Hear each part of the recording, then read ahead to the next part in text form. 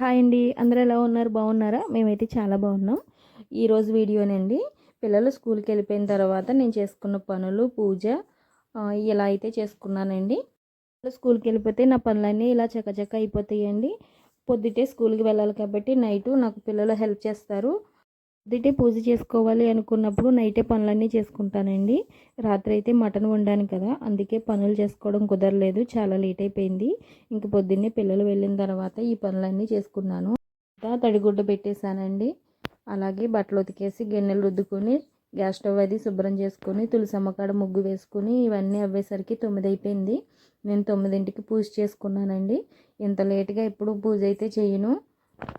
రోజు బాగా లేట్ అయిపోయిందండి. ఇంకా రేపటి నుంచి పనులు టక్కటక్క అయిపోతాయి కాబట్టి ఎంత లేట్ అయితే ఇంక అవ్వదండి. రమ్య తల్లి అబద్ధాలు అస్సలు ఆడదండి. నిన్న సంధ్య గారు స్కూల్కి వెళ్ళావు కదా, స్కూలు ఎలా ఉంది అని అడిగారండి. అడిగితే రమ్య బాగుందనే ఏదో చెప్పిందంట. నేను సంధ్య ఆంటీకి అబద్ధం చెప్పానమ్మా, నిన్న నేను హ్యాపీగా లేను అని అయితే అన్నది. ఎందుకు హ్యాపీగా లేదు అంటే వాళ్ళ అత్తయ్య గారు అమ్మాయిని పలకరించిందంట. ఆ అమ్మాయి మాట్లాడలేదంటండి. రమ్య అయితే ఇంటికి వచ్చి చాలా బాధపడిందండి. వాళ్ళ నాన్నగారికి చెప్పింది, నాకు చెప్పి ఫీల్ అయింది.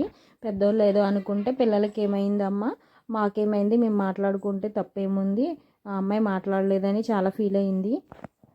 ఇప్పటికైనా మాట్లాడుకుంటాం కదా, ఏమైందిలే, ముందు ఎవరు మాట్లాడితే ఏముంది అని చెప్పి మాట్లాడి ఉంటుంది. ఆ అమ్మాయి అయితే మాట్లాడలేదంట. మనం ఏం చేస్తాం చెప్పండి, వాళ్ళ పెద్దవాళ్ళు చెప్పిన మాటలను బట్టి వాళ్ళు ఉంటారు కదా. మన అమ్మాయి అయితే మనలా ఉంటుంది, వాళ్ళ పిల్లలు వాళ్ళ ఇష్టం. రమ్య అయితే ఫీల్ అయింది. ఇంకా నా పనులు అయితే ఇలా అయిపోయినాయండి. వంట చేసే పని అయితే ఇంకేమీ లేదు. పూజ కూడా అయిపోయింది కదా. రమ్యకి బుక్స్ కొనాలని స్కూల్ దగ్గరికి రమ్మందండి. ఎక్కువ అమౌంట్ కదా, పిల్లలకి ఇచ్చి పంపిస్తే పడేస్తారని చెప్పి సర్లే నేను వస్తానులే అన్నాను. 12ంటికల్లా బుక్స్ తీసుకోవడానికి స్కూల్ దగ్గరికి వెళ్ళాలి.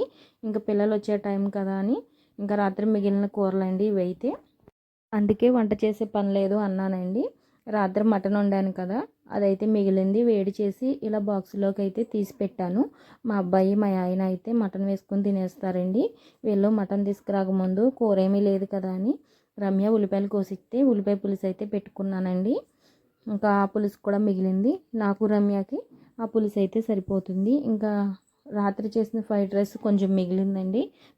పారేయకూడదని తల కొంచెం తినొచ్చులే అని ఒక గిన్నెలోకి అయితే తీసి పెట్టాను. ఇంకా ఈ పూట కూరలు అయితే ఇవేనండి. సాయంత్రం టిఫిన్ అయితే వేస్తాను. ఇంకా ఈ పూట రైస్ ఒకటే పెడితే సరిపోయిద్ది. ఇంకా సాయంత్రం కూరల పని ఏమీ లేదు కదండి, టిఫిన్ వేస్తాను అన్నాను కదా. ఇంకా పిల్లలు కూడా టిఫినే తింటారు. అన్నం ఏమన్నా మిగిలితే అన్నం తింటారు, లేదంటే ఇంకా అందరం టిఫిన్ చేసేస్తాము. ఇప్పుడైతే బియ్యం కడిగి పెట్టేస్తున్నానండి. ఇంకా మిషన్ నేర్చుకునే అమ్మాయి వచ్చింది. ఆ అమ్మాయికి బ్లౌజ్ చెప్పేసి ఇంకా నేను స్కూల్ దగ్గరికి అయితే వెళ్తాను. స్కూల్ దగ్గరికి వెళ్ళొచ్చిన తర్వాత తీసిన వీడియో అండి. ఇంకా అందరం భోజనం చేసేసాము. ఇంకా సింక్లో గిన్నెలు వేసేసారు. పప్పు అయితే నానబెట్టానండి. చివరికి అన్నం అయితే మిగిలింది. ఇంకా ఇదేనండి వీడియో. బాయ్ అండి.